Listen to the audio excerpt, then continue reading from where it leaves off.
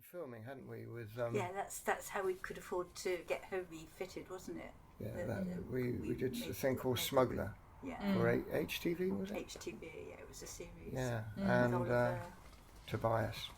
Oliver Tobias, and what was the girl? Oliver Tobias, I can't remember. Leslie Dunlop. Oh yes, that's right. The only good part about it is the opening sequence with Britannia, because they did the filming off a lifeboat. They had 3 permanently manned lifeboats back in those days, 001, 2 and 3. And they were 70 foot long, steel little ships really. Yeah. Fabulous boats. Yeah. And they'd hired or were paying them so that they could have their film cameras on board. And so they did all this at-sea filming there. And they wanted us to run down. We had cannon on board from Berkeley Castle, was it? We've lost it. Bronze cannon. Great, I've always wanted cannon. Get some of the yachties, out the way. Boom, sorry.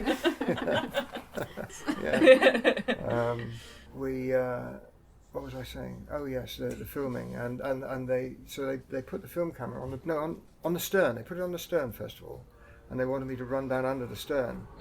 And I tried twice, but I just couldn't get it right. It seemed to be coming down too much. So I thought, I need to target that is dangerous. So I said, put it on the bow.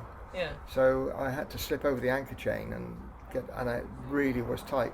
You can see in the film, if you do see it, you watch the helmsman like this, and I can always remember the white face of the coxswain of the lifeboat looking out the wheelhouse saying, Jesus Christ, as this thing loomed down full sail set. Right. And it was November, wasn't it? It was really bad weather off Combe Martin. That's when they did all the filming. So right. We had a gale the whole time, didn't we? Yeah. So it was proper sailing. Yeah. No motors running and all that stuff that you see in a lot of them. Did you get to fire the cannons? Oh yeah, we had a special effects man on the deck, and when he fired it, we were so close, everything goes white, and it blew the camera over, and that's the opening sequence. You see the boat, and then it all goes white, and out of the white comes Smuggler. Yeah. It's the best part of it. All the rest is crap. To see it. Yeah, we need to see it. Yeah. And then when we came back into Bristol, our son was, how old was Hayden? About 7, 6 or 7. And he was on board, and it was early in the morning, about 6 in the morning. Yeah. I'd asked the special effects man to load the cannon for us. Yeah. One shot, so that he could just fire it. Amazing. So as we came into the docks, he said, "What do we do?" And he did, and it just boomed, and it just went boom, but Bristol, and it just sort of echoed all around the docks. I think he double-shotted it, He didn't know whether he'd get told off or he was joyful but scared at the same time, wasn't he? So was I. It wasn't very loud noise. A tongue of flame came out there about 14 feet long. I was thinking, like it. Jesus Christ. Anyway.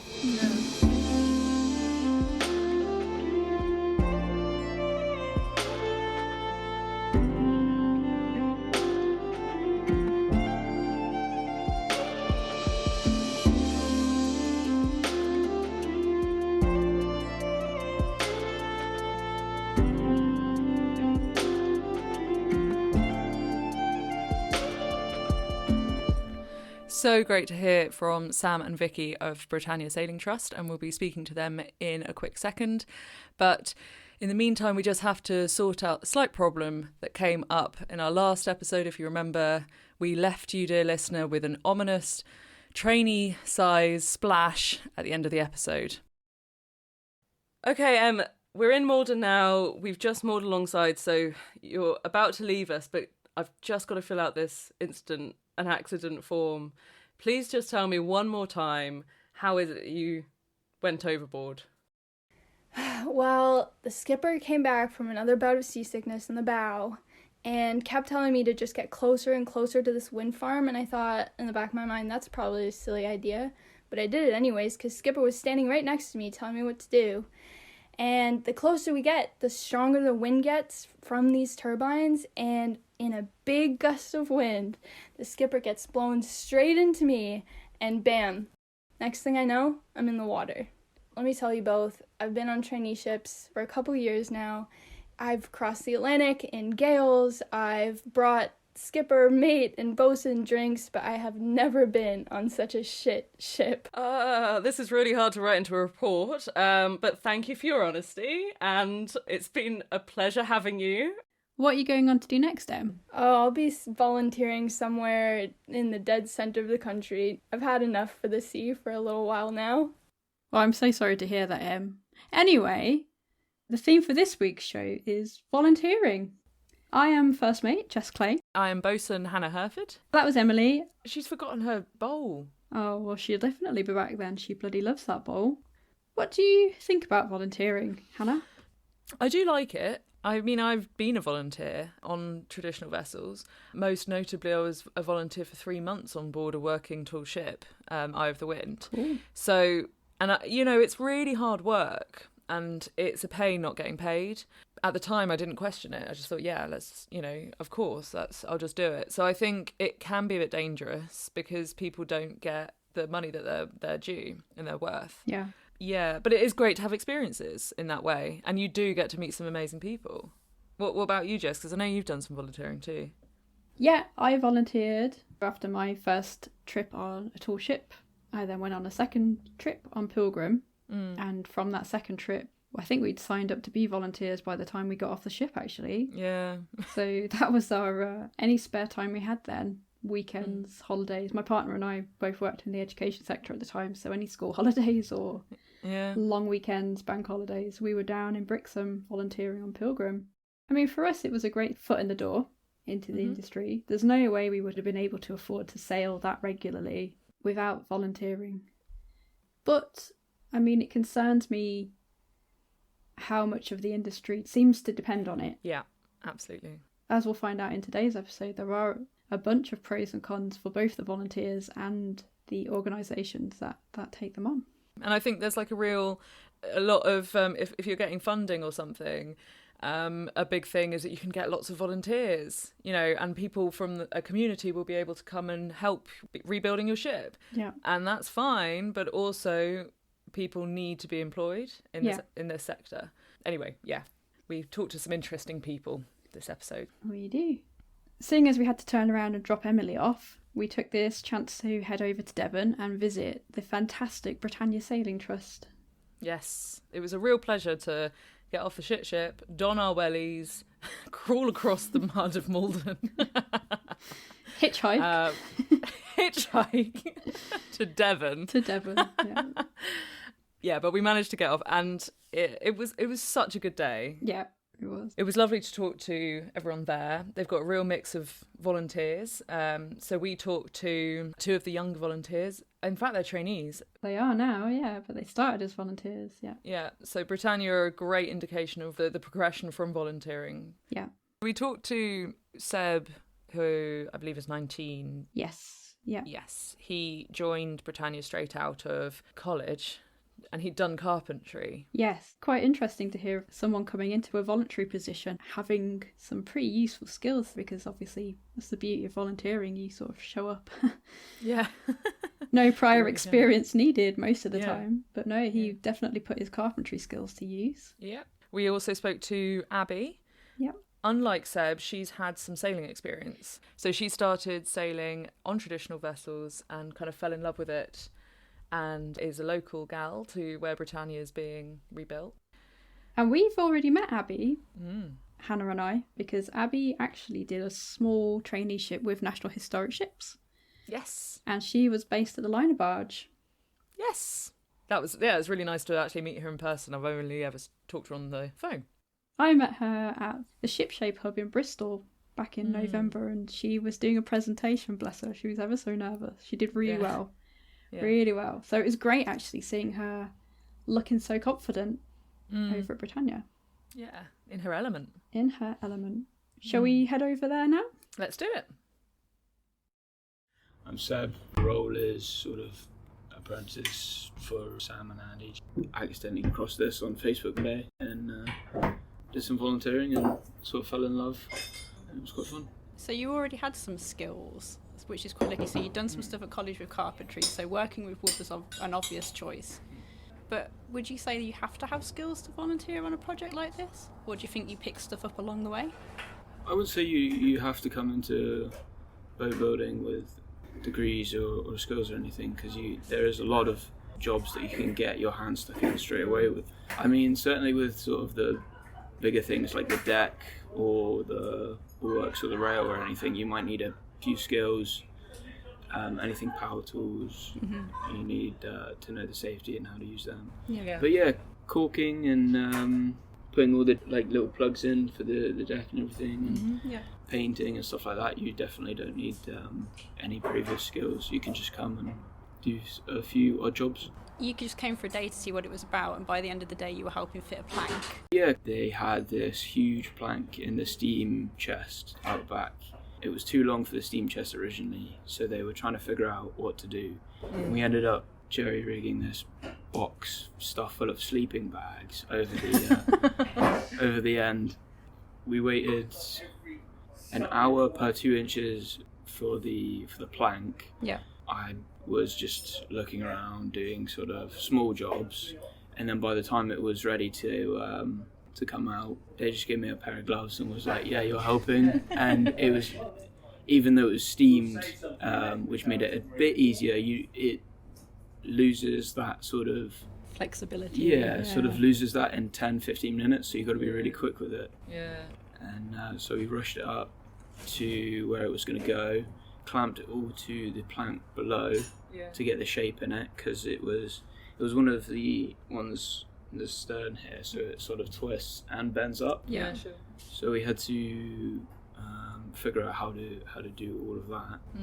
Then after it sort of cooled down, took it off and then fitted it and nailed it in.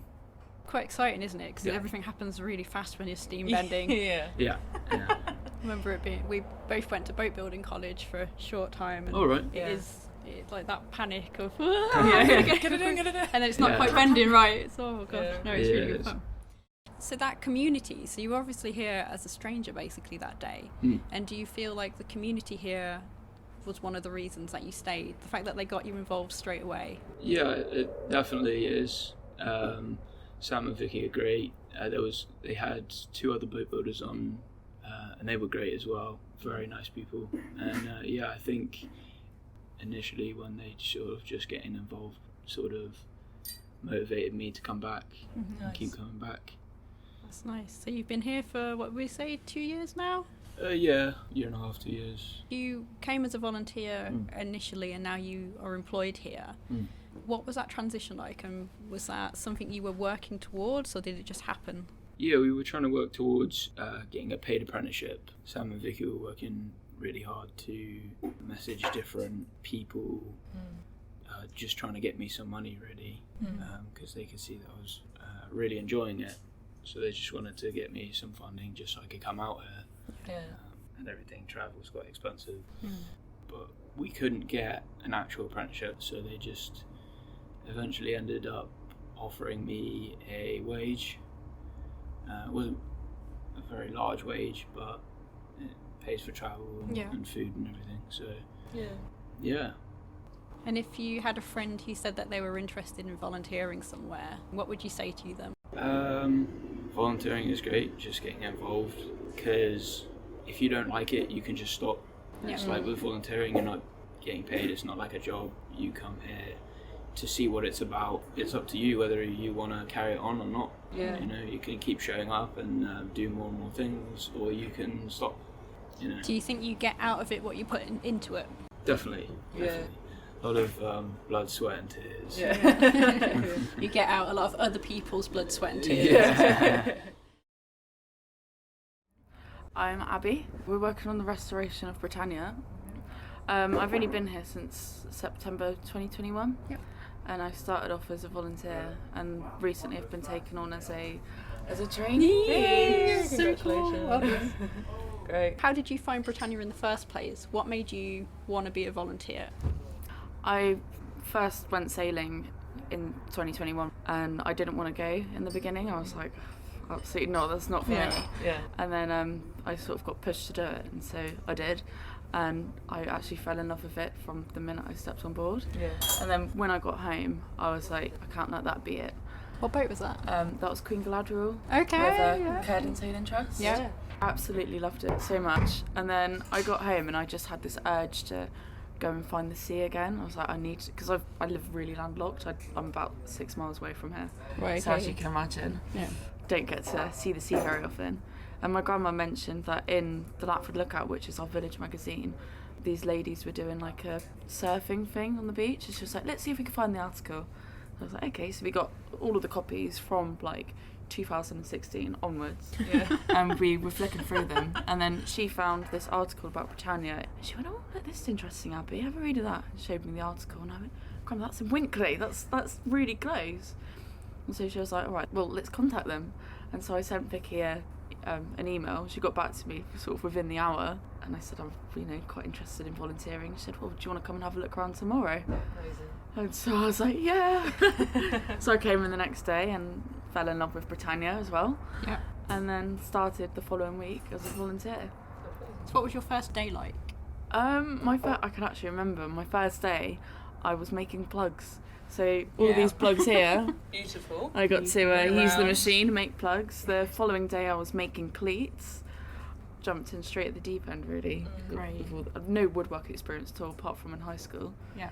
And so, yeah. Great. Would you say it's not that important to have previous skills to come and volunteer on a project like this? Do you feel like you pick stuff up along the way? Oh, definitely, like 100%. I've come in with very minimal boat experience as well. Not really used to the woodwork and stuff. And you just learn as you go, and I feel like I've come so far, and I am now really confident in what I'm doing. And I go up to Essex as well and do refits on the boats for Curden too. Okay. And so I'm sort of, the skills are like crossing over. Over the past year, fallen into the boat building side of things, and found actually I really enjoy it. And the good thing about the boat building is when you, like, say you do refit on a boat or something and you paint her and stuff, then when you proceed to go on and sail her, it's such a rewarding feeling, and you know that you know the boat from a different kind of perspective, because you get to see her like underneath, and you get to see the rudder and the propeller and stuff, which people that exclusively sail don't really get the opportunity to see. And things like with Britannia as well, what I find fascinating is you can see sort of her skeleton almost. We're not going to see a lot of this stuff again probably ever, and so it's really special that you get to see such an intimate side of it. Nice. Oh, it's saying like how close together all the frames are in the main hold. Like she's a strong little boat, isn't she? Oh yeah, definitely. She's great. Are you gonna go sailing on her when she's in the water, do you think?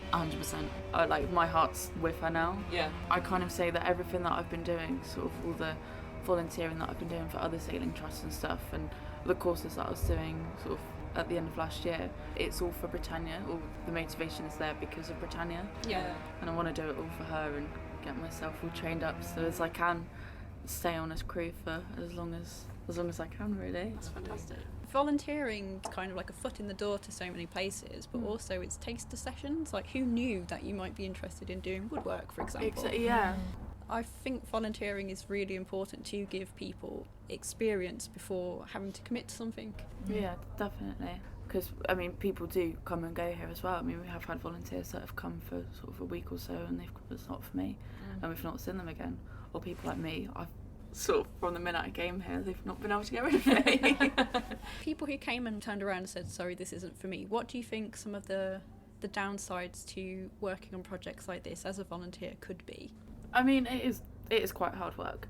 Scraping out seams on the boat, which there's no way to sell that as an appealing job, really, is there? And I think some people, they don't quite get the same sense of achievement from it.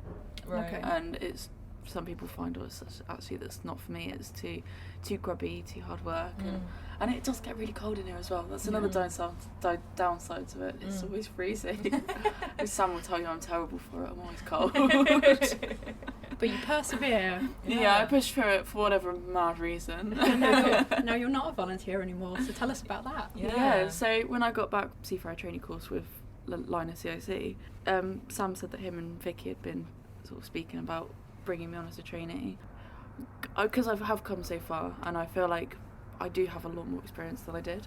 I think they kind of just decided actually it's time now they can see that I'm sort of in it. I'm not just here for like shits and giggles or whatever. I'm here because my heart's with Britannia now, and I genuinely care about seeing this boat being in the water one day and passing it forward. She's going to be sort of sail training, and so to give other young people the same experiences that I had is something that I really want to do. Yes, so important. Is there anything else that you want to say to a woman coming into the industry, a young person coming into the industry?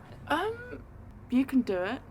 Don't feel put off by the fact that it is a very male-dominated industry. It's starting to become a bit more open now, but don't feel like you can't just because you might be working in a boat shed with all men and you might sort of feel a bit out of place, but don't let that put you off because it's such an amazing thing, and you can learn so much from these people as well. Like, they're all some of the best friends that I've made are wrinkly old men. My wrinkly old men, yeah.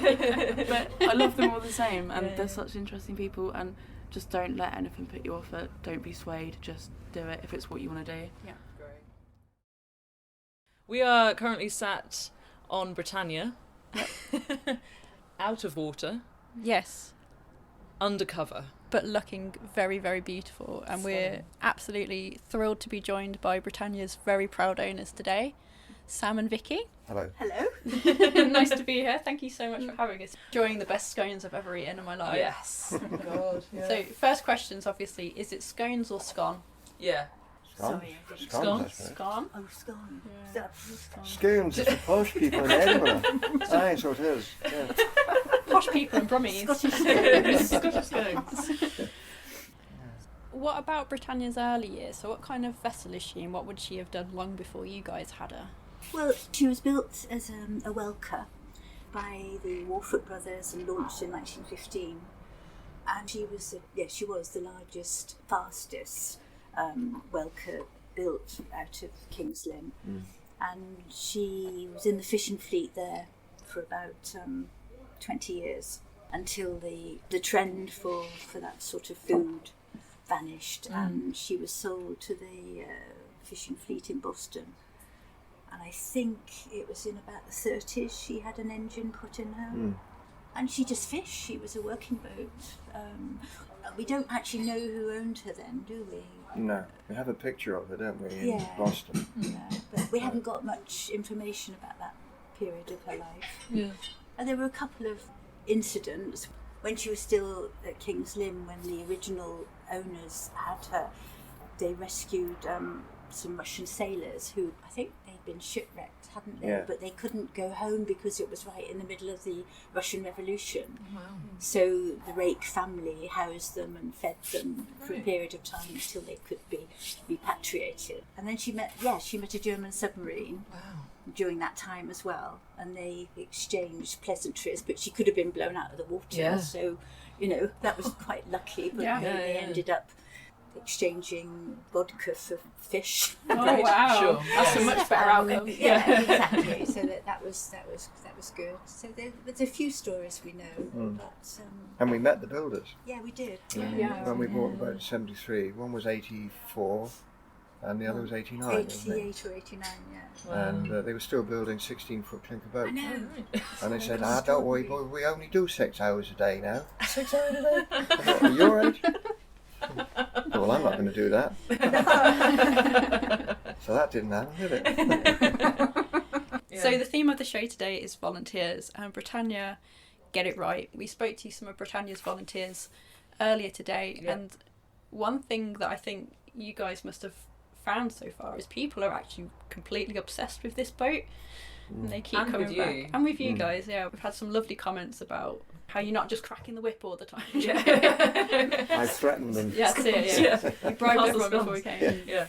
But people genuinely love coming here. You have such a varied workforce as well, and it's so lovely to hear that some of your volunteers are now working for you, so you've actually brought people into the industry. We've just been talking to Sam, you saying that even some of your previous volunteers followed that career path into things like diving and onto the RNLI, so you're really making an impact into the industry. Where would you be without your volunteers at this point? Well, further back, I mean, they've done a lot of the boring work. That's good of them. It's you have to match them to their skills. It's no good giving them say, make me a plank to fit the boat. You've got to be a shipwright to do that. But on the other hand, laying in a board and nailing it up and painting something that's fairly simple, paying some of the seams, doing some of the caulking under supervision, they can do all of that kind of thing. And they have done, and they've stuck to some of the quite boring tasks very well, which allows us, Andy is the other boat builder, and I to concentrate on what's important, the more skilled element of it. And then when we had,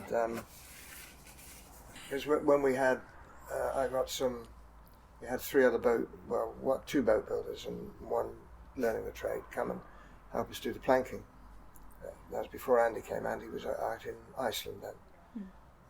So I was able to back them up and let them get on, but I did everything else to keep them going, which is what the volunteers are now doing for us to work. So I guide them as to what I want them to do, and then they do it. Yeah. So they're very helpful that way. Seb and Abby both started as volunteers, and now you guys are paying their way as trainees. Yeah. What do you think is the difference between volunteer and a trainee? And this might be useful for other organisations as well, just to differentiate. A couple of things. I mean, obviously the older volunteers don't want to trade. They're just here for that and for the crack that they get from being here and being involved. For the younger people, it's the fact that they persevere. And it's not just a fly-by-night thing, that they're genuinely interested in the boat and what that offers. So they transform themselves from being an unpaid volunteer by their keenness, regular turning up, to think that, well, they're actually worth paying. Yeah. And although that's been difficult for Vicky and I particularly Vicky, because she's been raising the money, an endless task, they're the 3rd and 4th people that we've paid. I've had 2 other younger but older. They were both 28, and they worked with me for a year. They got paid eventually as well, and they've moved on. But these 2 we're taking at a much younger age, and so they're keen, they want to do it, they want to learn, they really want to go sailing, they want to do all of these things. And therefore we can treat them more like apprentices. I didn't teach them, the other volunteers, to make planks, for instance. Right. But I taught Seb how to make a plank. And he's got that knowledge. We taught him how to screw a bulkhead and mark it out. So he's learning a lot of the basic skills that a shipwright would have. Yeah. And we hope that we can get them into college when we go to Exeter, if we could get a day release scheme sorted out. We need young people in the trade, to sail the boats, to work on the boats. Yeah. I mean, Andy and I I'm nearly 80, he's 60, and there's not many of us left. And I think there's more wooden boats than there are boat builders left. I believe that. Yeah. So it's important to try and bring more into the world, Yeah. Initially, the volunteers wanted to come and help on the boat, but I'm doing all the sort of behind the scenes work. So I had a bookkeeper who has been volunteering, and now when I was unable to organise the open day, the last open day we had, I asked our team of volunteers here if they could just help me do it, and they did it on their own. And so we've got backup in the the marketing, the PR, all of that as well. Great. So it's not just hammering nails into the boat or painting, it's actually helping the whole organisation, which is fantastic. And was that a surprise to you? Because obviously you were expecting people interested in boats to show up, but I mean the admin side of a project like this is incredible. Yes. I've probably not spoken about it on the podcast, but one of the things I took from the traineeship I was on, which we talked about in the last episode, that traineeship, there's a skills shortage in traditional boats. I'm still yet to figure out where that gap is, because depending on who you ask, that gap is somewhere else. It could be there's a gap in cooks. There aren't enough riggers. There aren't enough people who know how to caulk properly. So it's really interesting, and maybe that's something our listeners can get involved with as well. But realising halfway through that I was bringing in skills that I had to them, that was such a proud moment to me. The organisation I was working with didn't have a clue how to deal with social media, for example. Yes. Yes. And I have a background in marketing and social media. Has there been any interesting skills that you weren't expecting? Well, most definitely. I mean, well, India, isn't it? India is fantastic. Yeah. I mean, she started off again as a volunteer, but we pay her now as a freelance. I couldn't do without her. Yeah. She does a few hours for me on a Friday. It takes her like 5 minutes to do things it would take me a week. You know? So it's just fantastic. Yeah. There's another lady who is going into the research and the historical side of the boat so that we can put together, you know, a booklet, a history of her. Yeah. So she's doing that in the background. Great. It's fabulous. Yeah. There are so many different facets to a project like this, aren't there? Yeah, absolutely. Yeah. You've just said, Sam, like there's probably more wooden boats that need boat builders than there are boat builders to do them. So do you think projects like this could still be ongoing, especially with the current climate of financial worries for people? Without volunteers, these projects would be in danger. Possibly. It's no good putting a team of volunteers without having skilled leaders. Yeah. Right. So you have to have that. When we lived on Skye, we built houses. We built one for ourselves and people liked it, so we ended up building houses. That's pretty easy to build a house. It's not easy to build a boat. It's totally different. It's hugely skillful. So but volunteers have their place, and maybe like ours, if they're keen enough, they can come through and learn the skills and become boat builders eventually. But it will take several years of work in order for them to be able to call themselves a boat builder. Yeah. Another major problem that's happening is the disease in large, and they're called brown top, and they're just cutting them all down and cutting them up. Yeah. So it's the planking material for old boats. That's what we've used all my life. Yeah. And it's now becoming unavailable. So they're using oak from Denmark, or Holland. Is it Denmark or Holland? I can't remember, one or the other.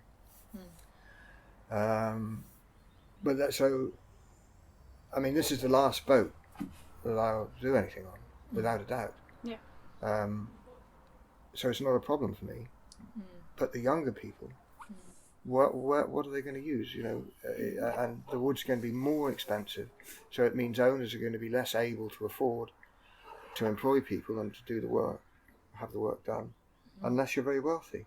So it could drive these boats from a what would be the term? As working boats. Well, the people who own them have always been not the richest of people. No, They've got a love for the boat. Yeah. And so so they're going to fall into, the only people who will be able to afford to pay these newly inflating prices will be the wealthy. Yeah. And that would be a shame, because I think that all the people that I've met, that I've liked in the boat world, are not wealthy. I've met one or two that are, and they've turned out to be a pain in the arse. Yeah. So it would be a shame if boats like Britannia, not that she will, because she's now a trust boat, and hopefully will go down through the years with an ever-changing trust, but looking after her. If she was to fall into the hands of the super rich, you know, that may happen because of the shortage of timber and the cost of materials. Because in the past, the boat builders always replenished. They would take their timbers from the forest, but they would always replant. Right. And of course, people haven't been doing that really since the war. It's not happened. There's no really old timbers around. So we've had a conversation with the National Trust in Exmoor, and they're going to replant this 15 acres of what was farmland and call it Britannia Wood, and make it into a community woodland, and you know, with native trees and things like that. And it's, I mean, in a way you could say it's a bit of a gimmick, but it wasn't, because there is a serious intent behind it that actually that's what we should be doing if we want to be sustainable. You can't cut down these trees without replacing them. And Britannia's timbers were built from oak from Sandringham Forest, because our builders had the rights to the forest and all the boat builders would go in and they would choose the grown-up cooks. And I contacted Prince Philip, who was then managing it, and anyway, long she wrote story a letter short, saying some of the wood you supplied us has gone rotten. And the fact that it was 100 years ago, notwithstanding. Anyway, and it amused him, I think. We got a response, which was great, and we got invited to go up and meet the head forester or factor or whatever. And the sad thing is that in that time, he had no idea that that's what happened. And we were looking for knees, weren't we? Grown oak knees.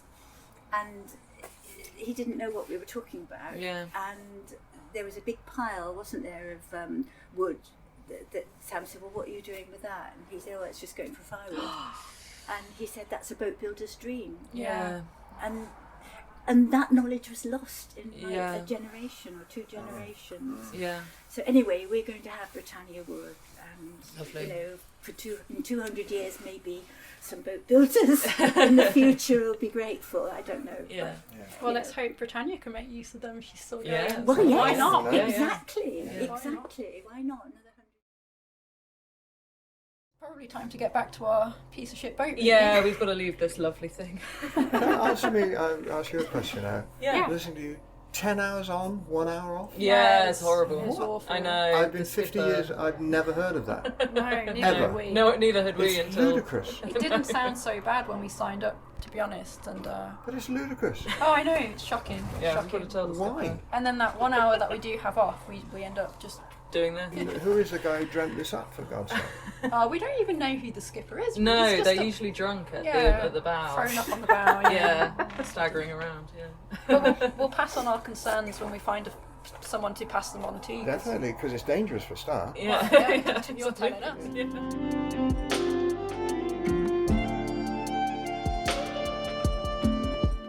So in the last episode, we spoke to Adrian Ragbourne, CEO of Seize Your Future. Yes. We were speaking to him previously about traineeships, but Seize Your Future also take on volunteers, don't they, Hannah? They do, yes. Seize Your Future operates and runs Pelican of London, which is a tool ship that focuses on sail training, which is slightly different to trainees. But as you say, they do rely on volunteers in the organisation. And so it's interesting to hear from Adrian's point of view on this. Let's talk about volunteers. See, you run a volunteer programme as well. I saw on your website that you really depend on volunteers for the maintenance of the ships. What does a typical day in the life of a volunteer look like at Seize Your Future? I think it's fair to say that volunteers are the lifeblood of the whole sector, because as not-for-profit organisations trying to maintain vessels, there is always a lot of work. So we're very lucky to have some great volunteers. Ooh, a day in the life of a volunteer. Well, there's no typical day. It is fair to say that at the beginning of the season, so the ship will come back from the Atlantic at the beginning of April, and we'll do 2 weeks maintenance. That will involve a lot of rubbing down, chipping, painting, cleaning, trying to, although she does get looked after well during the winter, it's a harsh 6 months. And you can't do that much work because it's a fast-moving program. Yeah. So we have a running program so that we know what 36 jobs we've got to do when she comes in, and they'll be allocated those tasks with one of the crew or one of the professionals or an engineer to work alongside them. Fab. And I think it's fair to say that they, in the main, have fun, which sounds a bit odd, but it is a fun environment. Obviously, there's serious work to be done, but it is a fun environment, and they get the pleasure of seeing the ship improving and looking better and being ready for the summer season. Yeah. During the season, we do have some volunteers that join us at various times in different capacities. Some that know their way around the ship will come on and perhaps volunteer with the deck crew. We have 3 volunteer watch leaders through the summer. They tend to be a combination of youngsters that have sailed with us over the last few years that want to come back and do 4 weeks in the summer, to some more experienced who come every year and have done for some time, and to get their fix of being on a tool ship. the beauty about volunteers is they have an interest in tall ships or sailing or whatever it is, but they've come from all walks of life and all different types of careers. And so are there any interesting or surprising things that they've managed to bring from their outside life in, or any interesting jobs that have come in really handy from your volunteers, from the skills they have outside? Absolutely. And we take some unusual volunteers at times. So we've had artist in residence, we've had a writer in residence. We try to be open-minded about adding another dimension to voyages, so that when the youngsters are asked, what did you do, what have you taken away, the expectation will be they'll talk about sailing or being at sea or the weather. But when they suddenly talk about they looked and saw the level of plastics in the water, it's something different. And they then begin to realise what actually they've learned by being on the voyage, other than the things that they thought they were being taught. So bringing a volunteer on that has a particular experience can be very interesting. We've got some that deals with nuclear waste management, for example. So talking to youngsters about what's that like as a job? Who knew what you did with your nuclear waste? Somebody has to ensure it's safe and manage its routes. And that person had no idea that's what they're going to end up doing when they first went to engineering. So trying to bring a little bit of interest to the ship's really important. Yeah, it's great when you get a kitchen fitter or a plumber or an electrician. Riggers are very good if they happen to come along. We ask about their experience and background knowledge, but to be honest with you, until you meet them, you can never really establish what their real skills are. Sometimes they have hidden skills and experiences that they don't recognise as being of value. Do you worry that there's so much emphasis on volunteers in the industry that once those skills have gone, there's going to be a big problem? There's going to be a lack of skills and people who can do those more skilled tasks? It's an interesting question. Yes, I suppose the answer, in the way that you phrase the question, is I'd have to be honest and say, yeah, I do worry about it. I was going to say we're very fortunate. Because of the size of ship, I have to employ a professional crew. We made the decision that our professional crew will always be paid. And so, as such, whilst we are reliant on, for example, watch leaders, we are not as reliant in order to go to sea as some other organisations are in terms of volunteers. But it does concern me, because even if I look at the volunteers that we have within our programme, one of the reasons that so if you go to a lot of Europe, for example, ships the same size as ours would have maybe 3 crew paid and 4 volunteers. But the problem is, if one of those volunteers gets offered a paid job somewhere, they're off. They typically don't want to do as long, they change, then you don't have consistency. We have an extremely rigorous training program that we have to have in place. We have a very rigorous safety management system that we have to have maintained. And it's very difficult to find volunteers who will carry that out with sufficient rigour as a volunteer. Whereas as a paid professional member of crew, that's your job, that's what you're paid to do. So it sort of swings and roundabouts, but obviously we work with a lot of other sail trainers, and it is a concern that often the organisation relies on volunteers, organising the trainees coming to the ship, volunteers running the ship, volunteers maintaining the ship, volunteers raising money. And yes, I think it is tough, because youngsters, dare I say, don't quite have the same energy level and commitment for volunteering. There are some that are fantastic, but I think the volume of youngsters who would do it as a matter of course is vastly reducing. And that's why we're trying to change the perception that youngsters have of us as an industry, to make it more enticing, more rewarding, and that they can volunteer and go and do other work or get other jobs and still continue to be involved.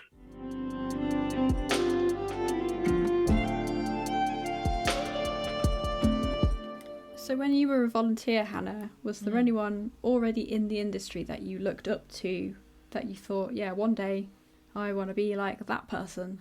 Absolutely. It was Dame Ellen MacArthur, OBE. And in 2005, she broke the world record for the fastest solo circumnavigation of the globe. That's incredible. I remember this as a kid because Dad was tracking it, and she was sending through messages about how it was going and stuff, and I just remember it happening. I didn't even think you would sail around the world, let alone it be a woman. I feel really shit saying this now because obviously you can, but it blew my mind. She was just a huge hero of mine, still is. But then women have been showing up throughout history. Yes, they have. In the maritime sector, and quite often completely unreported, I suppose. Yeah, absolutely, yeah. Do you remember when we were at Eco Clipper and we did I think was it for Women's Day? Yeah. And we told the story of Mary Ann Patton. Mm-hmm. She was the wife of a captain of a cargo ship, quite heavily pregnant as well at the time, wasn't she? Yeah. Captain got ill. She stepped up into the role of captain. Mm-hmm. Crew tried to mutiny. Yeah. She said, nah. Screw you guys. Tough. You'll do what I say. Yeah. And she successfully navigated into San Francisco with the cargo. I think they were doing New York to San Francisco. Yeah, you're right. New York to San Francisco. Mm-hmm. Great name for a ship. It was called Neptune's Car. Yeah. Yeah. It's a great story. And women were on board ships all the time. This is another thing people don't realise. They weren't just pirates. They would travel around with their husbands if their husband was a captain or a master, anything like that. So that's what she was doing there. And she'd learnt from him. She'd learnt navigation. So she was absolutely the best person to take the ship safely from Cape Horn up to San Francisco. Yeah. So I've just found a cutting from the obituary of when she died in a Mississippi newspaper. It says, Mrs. Mary Ann Patton died in Boston a few days ago of consumption at the age of 24. Oh. So she was really young when she did that.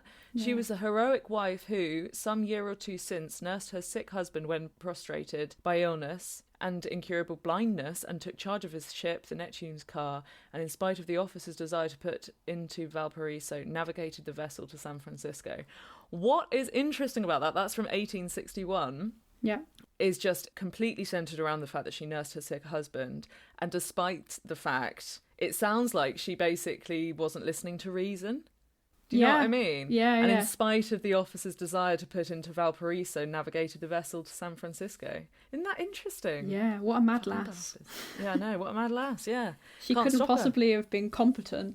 No, couldn't have been competent. She was just mad and they let her do it. She just wouldn't listen to reason. Yeah. You know, she was only tending to her very ill, blind husband whilst pregnant, whilst dealing with mutinying crew. Yeah. 160-foot icy waves. Yeah. Jesus Christ. Beating 3 of her competitor companies. But yeah, she's obviously just mental, wasn't she? Yeah, completely mental. Mad. So what's interesting, Hannah, is that stories like that, not all that common. Nope. But these stories, while they're not well reported, actually happened all the time throughout history. Absolutely, yeah. And the Lloyds Register Foundation recently set up a brilliant initiative called Rewriting Women in Maritime History, which will address the complete lack of these great stories. I mean, they're out there somewhere, and it's a research project, basically, isn't it? Yes. To go through archives, go through documents, go through newspapers to find stories like this, to rewrite women into history. Yes. And a part of that is to document the women that are in the maritime sector now. Yes. And that's a great project which will use photos, art, and podcasts. Hey. What Hannah is alluding to there is we, as in the Offwatch podcast, are really proud to be partnering the Rewriting Women in Maritime History project. And part of that partnership will see us speaking to some of the brilliant women in today's maritime industries and all over the industry as well. Talking to people in education. Yeah, talking to people in navigation. In boat building. Yeah, seaweed farming. Fishing. Yeah, you name it. We're everywhere. It's going to be so good. I cannot wait. And even 2 women who you may know who run a maritime-centric podcast. Yeah, that's us. We'll just talk to each other. Yeah, should we do that? Yeah, it's just... We should say up, like, we could interview ourselves as ourselves. Yeah. So, Jess and Hannah, tell me, where did the idea for the Off-Watch podcast come from? Great question, Jess. Actually, I was just sat at home over Christmas and thought, you know what, I just have too much free time. You don't sound like you have free time, Jess. I mean, I must have had a whole 8 minutes a month spare at that point, and I thought, I need to fill this time with something. Yeah, it was pretty quick. It was pretty. I mean, it was still have that message somewhere, like, Hannah, podcast? Yes. Podcast, ? Yes. Speak soon. Here we are, episode 3, baby. Great, yeah. Well, anyway, it's going to be great. That's coming up in season 2. But in the meantime, we had a great chat with some of the women who are running the project. Yes. And we're going to plonk it here so you guys can hear more about it. Hi, I'm Nicola Good. I am the External Communications Director of Lloyds Register Group. I am a former maritime journalist, been in the industry for about 25 years, and I look after all our external relations. Hi, my name's Emily Sandy. I am a photographer, specifically a portrait photographer, visual storyteller, and I'm working on the contemporary component for rewriting women into maritime history, and we've called it She Sees. Hi, I'm Louise Sanger. I'm the Head of Research, Interpretation and Engagement for the Heritage and Education Centre in the Lloyds Register Foundation. So our team are coordinating the Rewriting Women project and bringing together the archival elements and the contemporary elements to share all of those stories with you. I'm Erna Janine. I'm a weaver and textile artist, and I'm the other part of She Sees. And together with Emily, we hope to engage in visual storytelling through the use of portrait photography and weaving. Fantastic. Well, thanks so much for your time, everyone. Tell us about Rewriting Women in History. Tell us about the project. Where did that idea come from, and why do you think that's so important? Well, it's an initiative to address the shortage of stories about women's involvement in the maritime industry.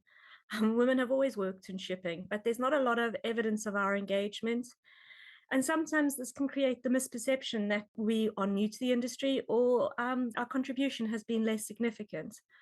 Career stories really do matter because they can point people to a particular vocation. And a lot of people wind up in the shipping industry by accident because they don't see or have access to particular role models. And by sort of making sure that voices that can be forgotten or overlooked are heard, we are hoping to sort of highlight the many opportunities that can be presented by a career in the maritime industry. Yeah, it's really important, isn't it, to be able to see someone that looks like you doing the thing that you want to do to help encourage you to do that. Yeah, absolutely. Why did you feel it was important to focus on like the historical aspect of women in this industry and then the more contemporary aspect of it? So one of the things that we found is through talking to different contacts, through talking to people working in the industry today, there was an awareness that women had potentially been working in their organisation or in their sector, but those stories we felt were hidden and tucked away in the archive. And we felt by collating that material spread across archives in the City of London, the UK, and then hopefully internationally, we compare those stories together with contemporary perspectives. And what we're anticipating, and indeed what we're starting to find, is that themes are coming out through that. So the She Sees, the contemporary element, is a real way of showcasing women in the industry today and encouraging them into it.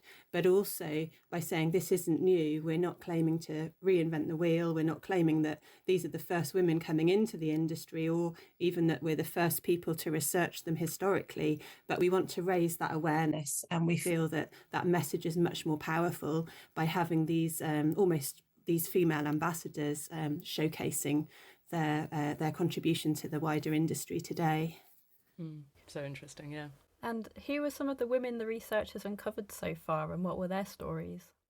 So there's a few that Lloyds Register, the organisation itself, has a 260-year history, and we've had some fantastic research done over the years by all sorts of colleagues, including Barbara Jones, our Maritime curator.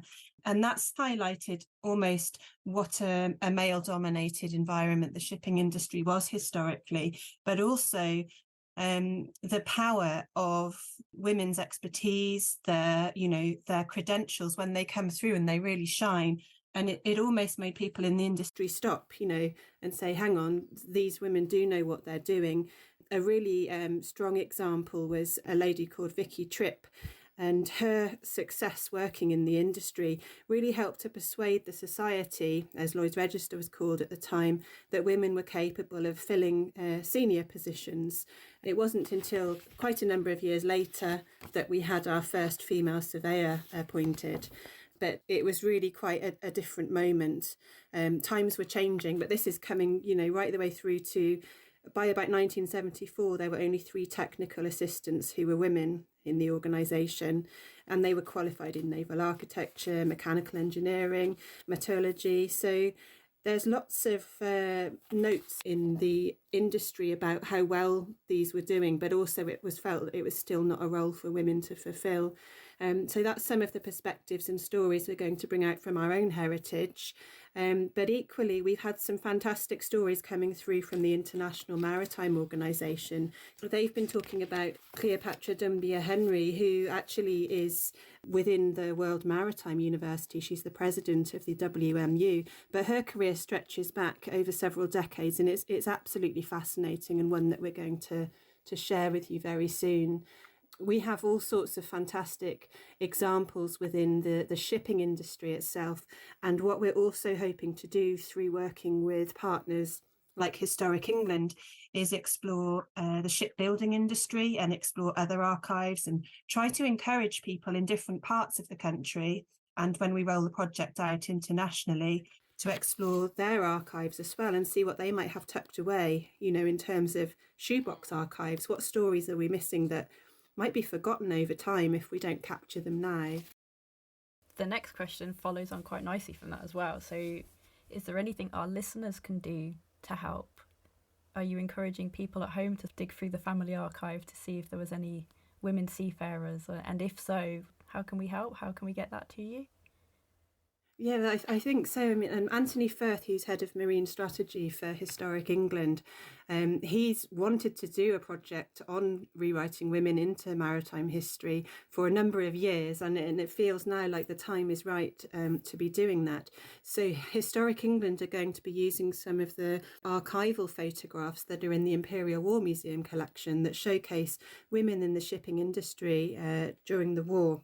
And what they found is that some of the photographs aren't necessarily named, so there's a bit of detective work to do.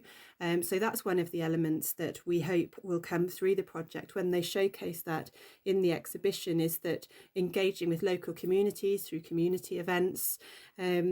Some people might say, oh, that's my grandma, or I recognise that yard, and they know a story and they can bring that out and contribute it. And that's something that Historic England are planning to capture through oral histories. And also, hopefully, you never know what people have got tucked away in the bottom of the wardrobe. There might be some more great photos that can add to that story as well. I love that kind of thing. I think as well, like, the detective aspect of this project will really get people interested. Yeah. I love a mystery. Hannah will tell you I'm all into true crime and murderous mysteries. So. Yeah. Trying really hard not to do a true crime maritime podcast. Yeah. Love that. That's going to be the spin-off series, I think. Yeah. True crime at sea. It's a whole other thing. How would you like to envisage this project kind of getting out to the community? What's the end product here? Lots of outputs, but the main objective is to have an in-person exhibition, which will be available online as well, with the hope of potentially travelling across different areas and showcasing our findings and highlighting these women that we're going to be working with. We're looking to capitalise on London International Shipping Week, which is where the world's industry gathers in London every 2 years. And we're working with partners to hopefully deliver an exhibition. It's just an enormous project. So we're trying to sort of keep it UK focused initially because of the scale. And then hopefully we will be able to get other countries to get involved when they sort of see what we've delivered, and and to take it travelling, as Emily says. And the other thing we're able to tie into, as well as working towards our big showcase, which is London International Shipping Week, which will launch the programme onto that international stage. There's a lot of events coming up throughout the year. So 8th of March is International Women's Day, with the hashtag Embrace Equity. There's International Day for Women in Maritime on the 18th of May, which the IMO are leading on. So we're working with that. There's International Women in Engineering Day. So there are lots of opportunities throughout the year leading up to really build that energy and that engagement. We've got quite a few different partner organisations we can talk about already, and we're also putting out a call in March to encourage, new partners to the project. So the interest has been, far greater than we've been anticipating, and it's been really positively received, hasn't it, Nicola? It's really inspiring. It's been, I mean, just the take-up has been immense. So from the International Chamber of Shipping through to the Women in Shipping and Trading Association, to Nautilus International, to a number of others are very, very keen to support the project. And Lloyds List, which was for many years the world's longest published newspaper, has actually opened their archives to us. And I went up to their warehouse up in Hatfield, and we had a look for stories. And what was really quite striking was just how few stories there were. And as a journalist, just how few female bylines there were. But it was also quite interesting because the history of reporting has changed so much as well. You didn't get the people story initially. So when we were looking back sort of 30, 40, 50 years, shipping as a relationship industry wasn't really recorded by the trade publications. It was more an information service. And the people stories only sort of really emerged in the late 90s and 2000s. It was absolutely very few stories of women and almost no bylines. And there were, and I know that there were women working on that paper. So it's one way, just to sort of breadth of maritime careers as well. There's so many opportunities to be involved in the industry using, sort of one's professional skill set. I'm really not surprised at the international interest. It doesn't matter what career it is. We know that we've not been represented for such a long time. So any project where it's suddenly shining a spotlight and saying, look, actually, this is what we were doing. I think it's fascinating for women to see where we've come from, what we were doing. Probably one of the most striking experiences for me was I'm a mother of 2 daughters, and I had to go and select GCSE options with my daughter, who was at a girls' school in West London. And the career advisor looked at me and sort of said, well, what do you do? And I said, well, I work in shipping. And I was wearing sort of normal office attire. He sort of looked at me and said, well, no, you don't look like you work in shipping. I was like, okay, well, what am I supposed to look like? So I just get my sailor's hat, shall I? And... Yeah, well, indeed. Or, sort of wearing a boiler suit. And then it was, well, have you ever talked about shipping careers to the girls at the school? And it turned out it was a career advisor who sort of roved around 4 schools, sort of, presenting career options, and not once had the maritime industry ever come up. No. And that was such an indictment, because so many people wind up in shipping by accident. The people who arrive in shipping tend to stay. It is, it's a relationship-based industry. It's incredibly collegiate. People back people. People really do support your career. And, for me, it was just, we've got to tell our stories. There's a fantastic society that's doing a really good job as well in the industry, which we're hoping to draw the maritime stories out from. There's lots of fantastic engineering organisations, but pulling out those strands of the maritime stories. And one of them that's partnering with us and with Historic England is the Women's Engineering Society, or WES. It was founded in 1919. A lot of women who went into the shipbuilding factories and into, some quite hardcore engineering disciplines. When the men returned from the war, they were no longer allowed to continue. So the Women's Engineering Society It was founded to really support women in engineering and to continue that journey, and it continues now 100 years later to promote that education of public, to promote the study of engineering among women. And they celebrate International Women in Engineering Day in June, so that's one of our showcase dates. And they continue to inspire women today. So the stories that they put out, I think almost every day, certainly every couple of days, they tweet and tell you about a different inspiring woman. So that's one I recommend checking out.